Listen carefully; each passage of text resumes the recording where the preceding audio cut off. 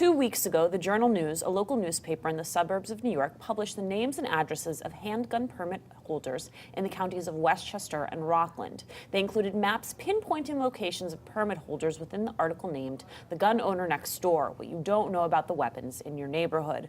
The article broke records for page views but left local gun owners feeling vulnerable to harassment or break-ins. Calls and emails to the paper grew so threatening that armed guards were hired to watch the newspaper's headquarters and one of its bureaus. Reporters have received notes saying they will be shot, and personal information about employees and their children has been posted online.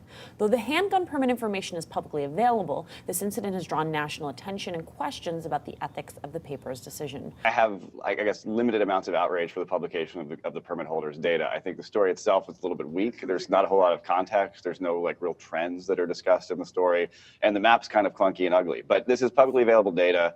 One of the things that organizations do when they are publishing news is search through publicly available data and publish that data.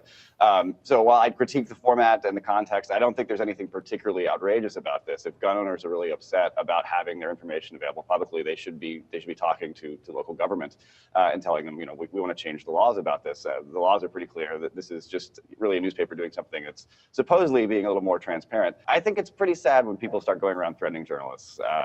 It's obviously a little close to home for me, but what's the big deal? If your data is out there, I mean, this is stuff that's already around. Why do you need to go around threatening people and saying you're going to shoot their children? I mean, that just seems like a gross overreaction to what's happened here in the story.